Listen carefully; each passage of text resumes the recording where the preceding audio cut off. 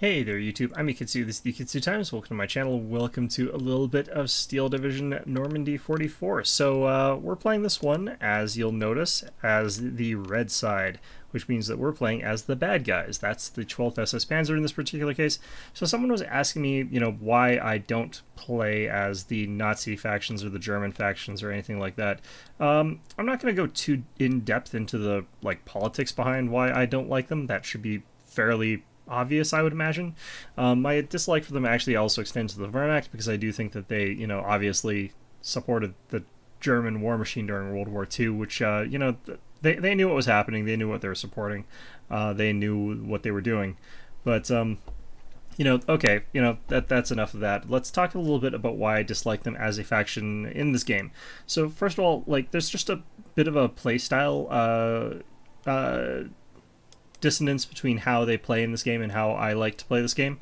I tend to like fast maneuvers and being able to push forward aggressively and being able to sort of use troops very, very aggressively where I can.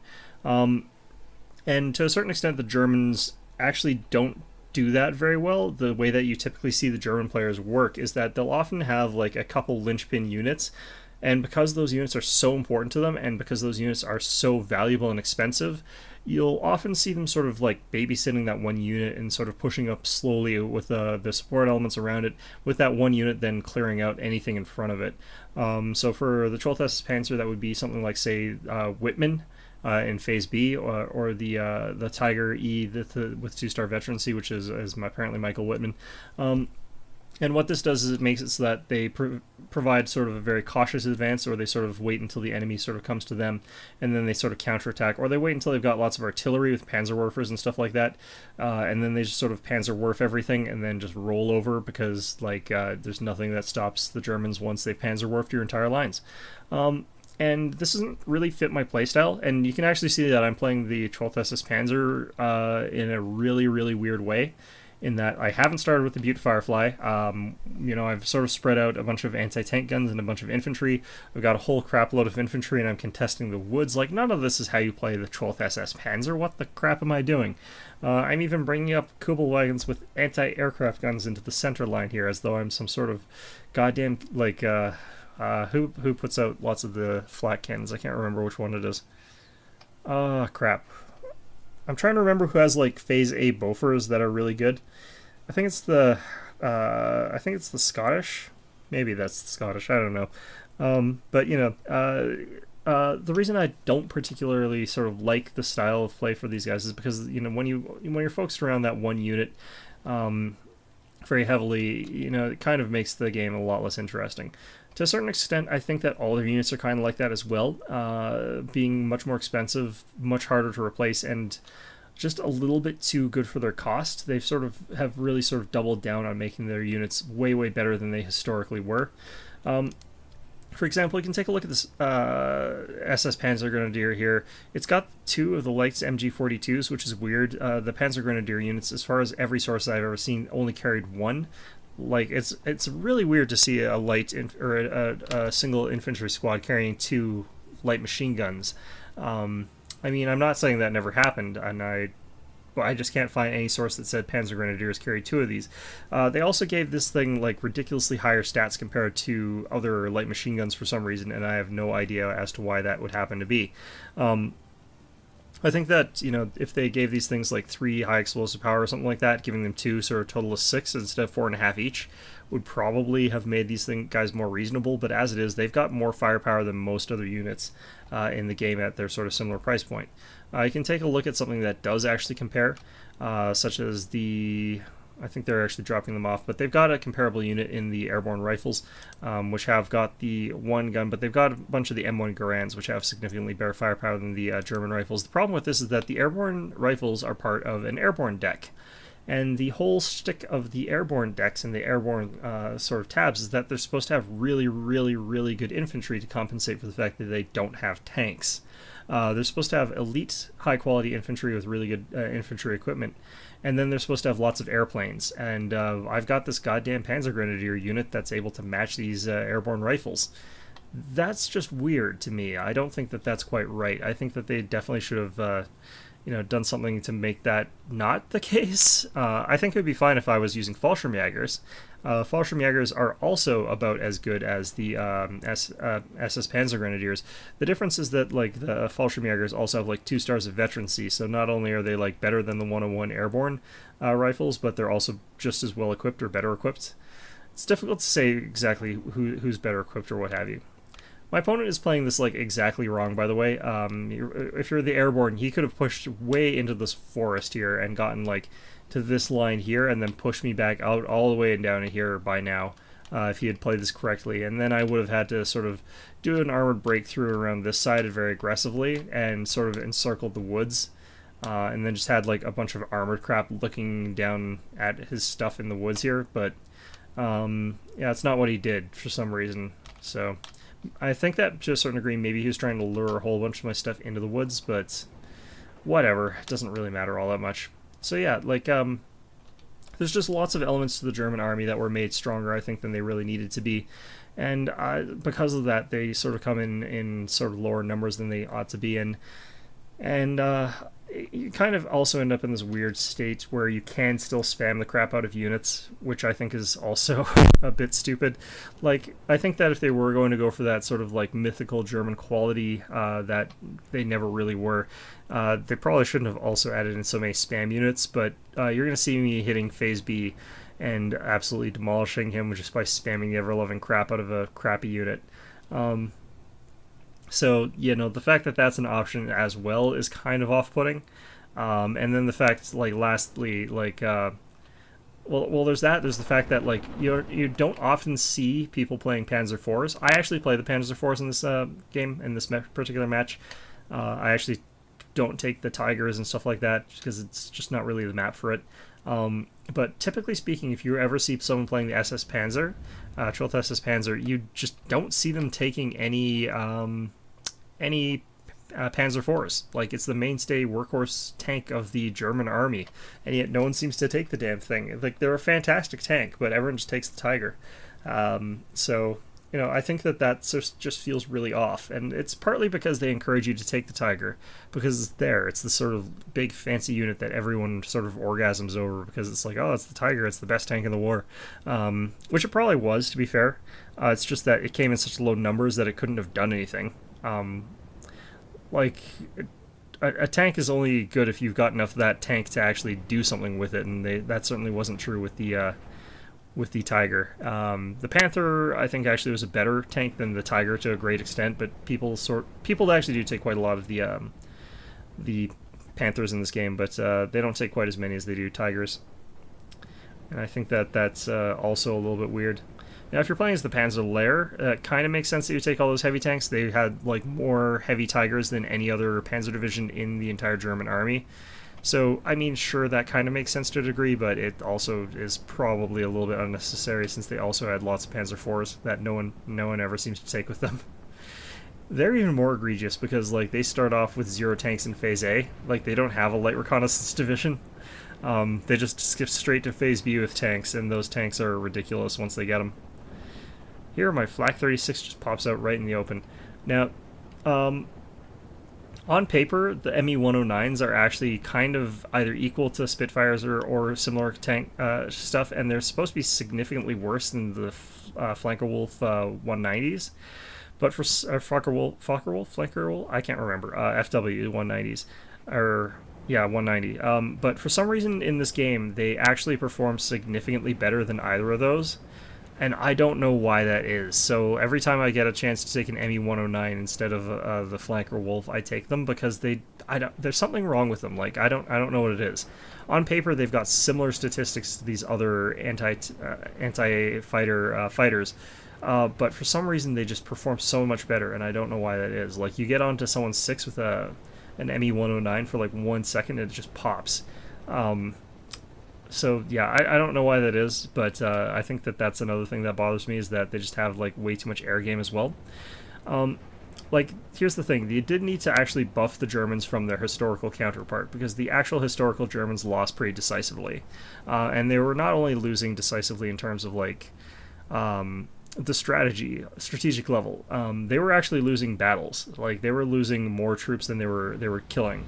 They were having all sorts of problems that people don't generally associate them as having, but they did have these problems. So how do we sort of consider that? Well, the only real way that we can look at it is by saying that, to a very great extent, a lot of the German troops and equipment aren't as good as their mythologized history suggests. A lot of people sort of mythologize and heavily romanticize the German army during World War II, saying that they were this absolutely amazing, unstoppable juggernaut that they really never were.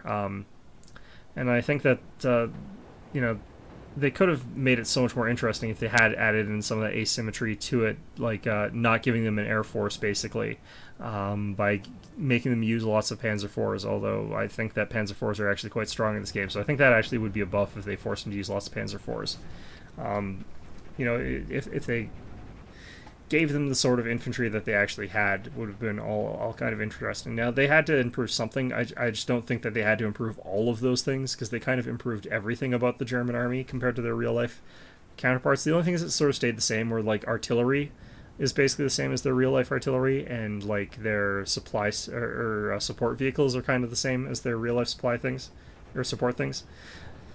And, I mean, well, actually, no. The support things for a lot of their armies should be horses. Like, they should actually just lose half-tracks and Opel blitzes for, like, the 716 and have to replace that entirely with horses, because that would be more realistic. So here we can see, like, my Me-109 coming in against a couple of their planes, and, like, I'm forced to fall back, and then, like, in comes my Me-109s for, like, 1 second there. Instantly just takes out their plane. Like, I don't really understand exactly what it is about them, because on paper that shouldn't quite be that good at taking out enemy planes. It just is a weird, anomalous thing that just consistently happens. And I don't think it's actually that the German Air Force, the individual fighters, are necessarily too good on paper. It's just that there's something weird that goes on with the Me-109s. I don't know. Because whenever I take the FW-190s, like, they do shit. They do nothing. And it's so frustrating, too. Oh, on his 6 for, like, 30 seconds. And that is, like, a heavy, heavy bomber. Like, those things are durable as crap. But down it goes. And he comes with, like, his bombing run against that Butte Firefly. He can't actually kill my tanks. I can kill his with the HS-129s. I don't have any HS-129s in this particular deck, but... So here he comes with, like, his aircraft against my bomber. And I'm sort of, like, juking in and out. Like, the Mustang is, on paper, a very, very good fighter.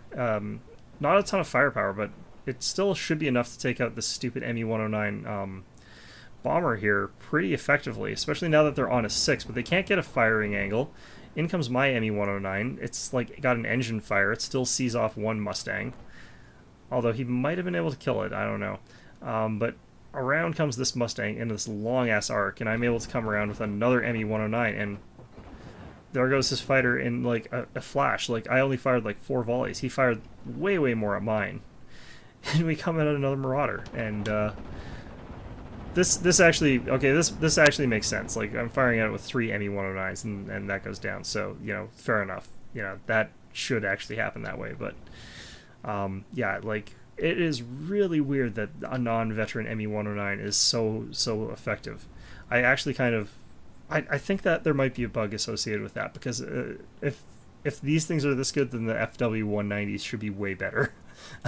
I don't know. Maybe there's something else about them that I don't know about. I don't know. But either way, I don't know.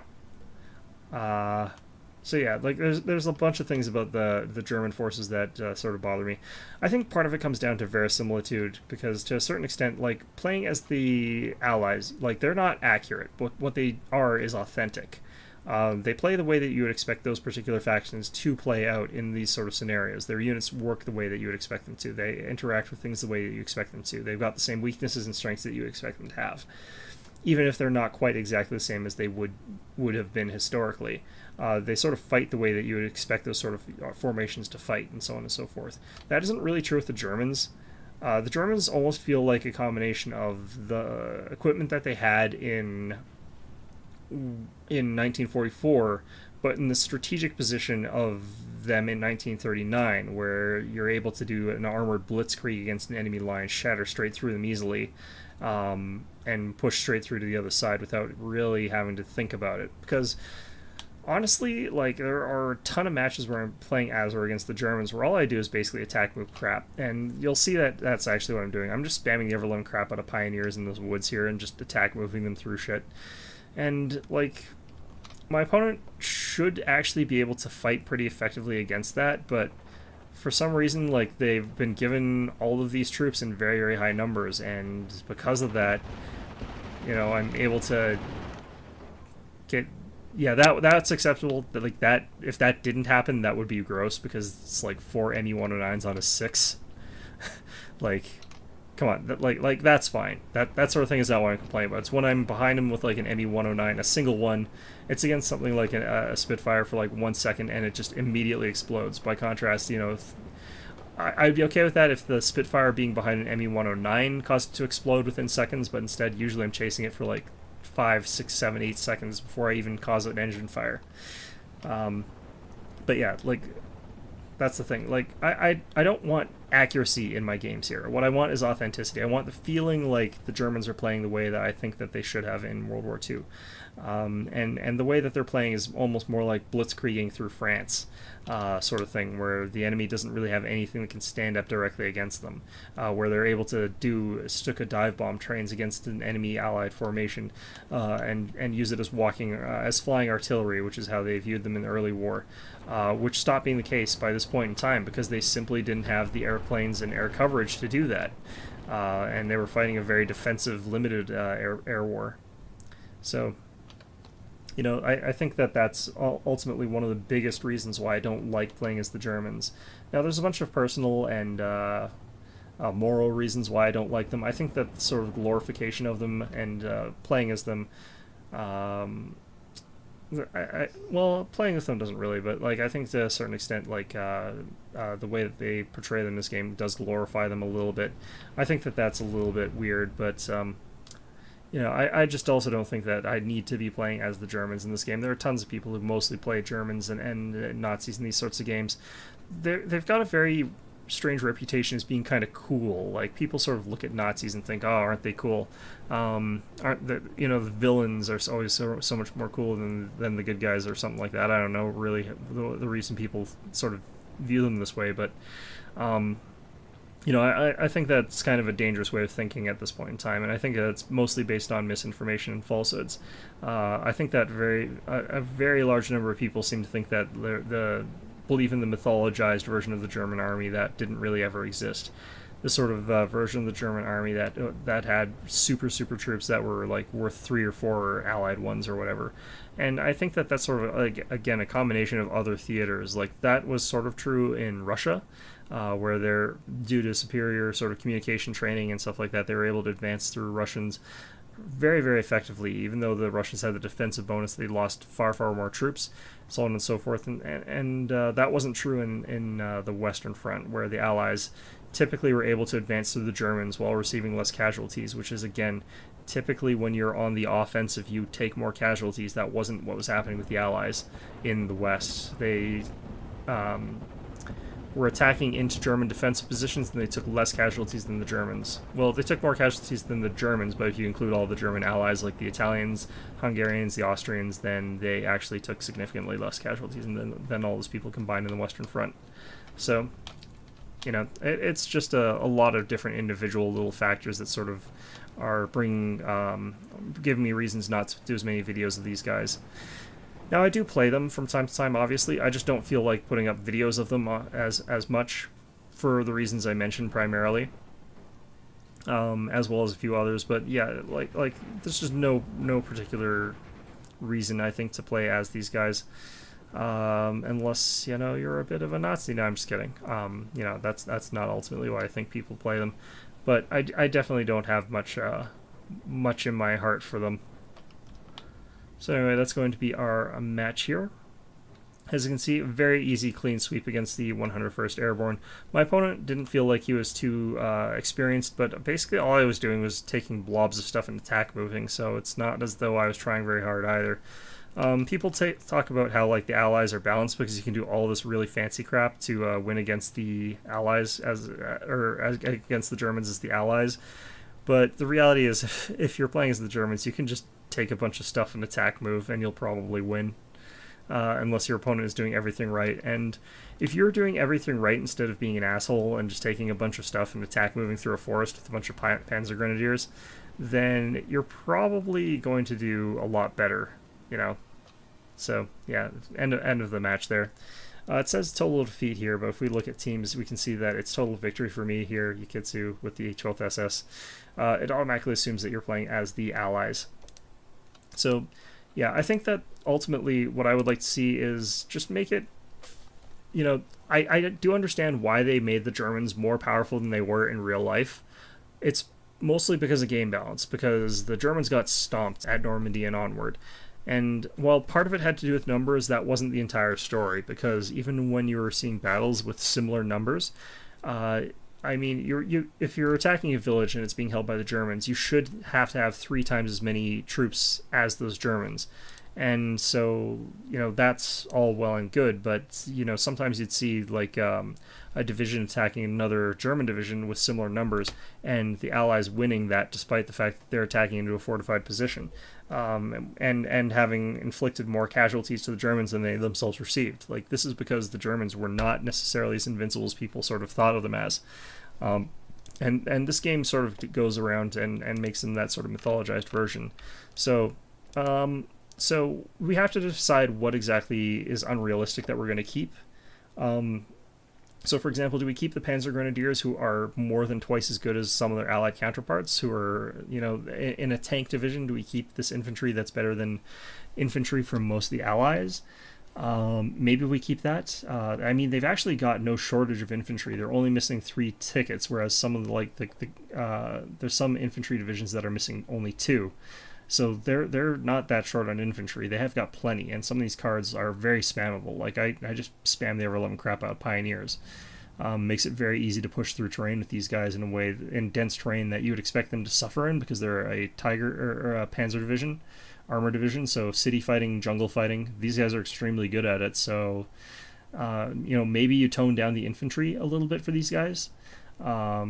Now, I think that the change that would feel best for these guys is they removed the Phase B Tiger and Phase B Panthers and forced you to take Panzer IVs. Now, I actually don't think this would weaken them any, because I think the Panzer IV is actually a very underrated tank. I find that it's actually extremely effective.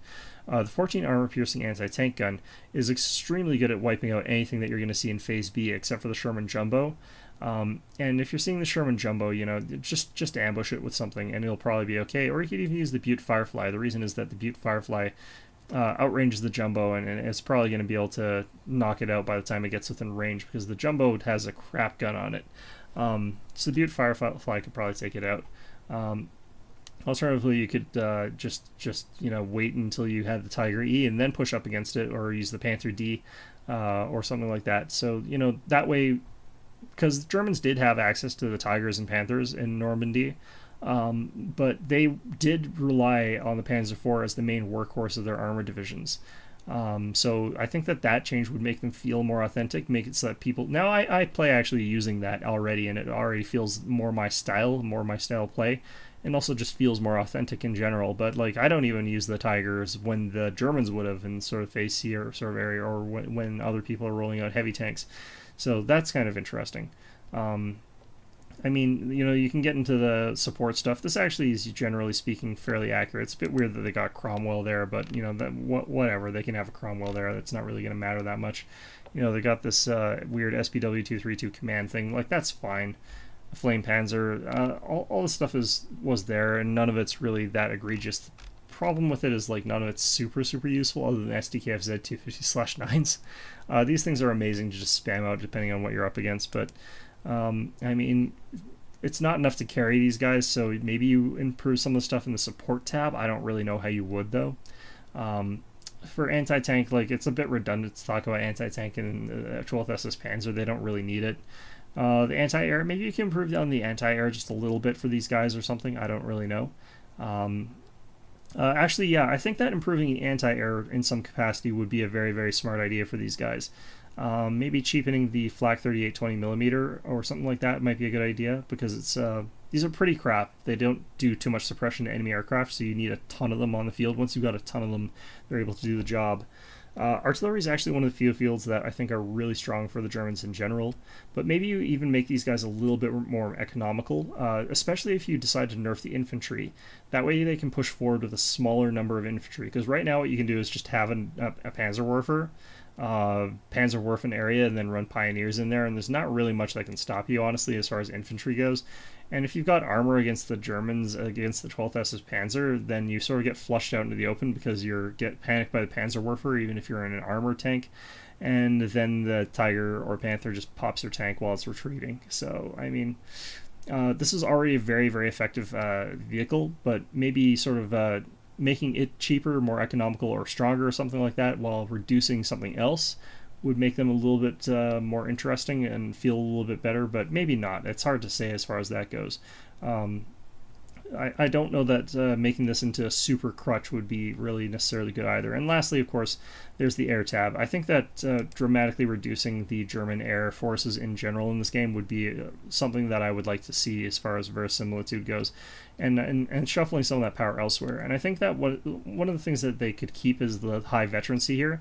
So I think that, like, if the maximum amount of air that I could take is these guys with something like 1 or 2 Me-109 aces, or alternatively replacing one of the aces with a unit of bombers or something like that, and sort of so this combination is something that I could have, or I could have like this combination, or in a pinch I could maybe take this combination.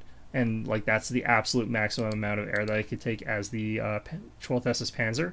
I think that would be much more interesting. In fact, if, take the Flankerwolf 190 here and reduce it so that you only get 1 per card, but make them into aces as well. Give them 2 veterancy as well, or even 1 veterancy, and that would sort of fit, I think, the Germans sort of a lot better. By the time of the Normandy campaign, where they just had a very depleted air force. And if you're going to do that, then obviously you vastly improve their sort of access and to use the flak and stuff like that, because if they don't have a really good flak wall, then they just get immediately wrecked by enemy airplanes, which wouldn't be fair either. So you'd have to compensate for that. You could make their tanks a little bit more reliant on the Panzer IV, and you could maybe look at the infantry. I think keeping the infantry being overpowered compared to their historical counterpart is one of the things that you keep as a change to the Germans. Because, I mean, even though it doesn't feel quite right for the German Panzer Grenadiers to be this much stronger, for there to be this many Pioneers being spammed out, I mean, it's probably the area that I think works best, because especially the Pioneers, even if it's not quite accurate, it feels accurate, because like at 12th SS Panzer, they were very, very fanatical, and they just sort of threw themselves against the enemy in really reckless attacks. And that's sort of what you do with these guys, even though like it results in victory 9 times out of 10 with the 12th SS Panzer, whereas I don't think it did in real life. So whatever. But anyway, yeah, that's my take on the German forces in Steel Division, and why I don't particularly play them.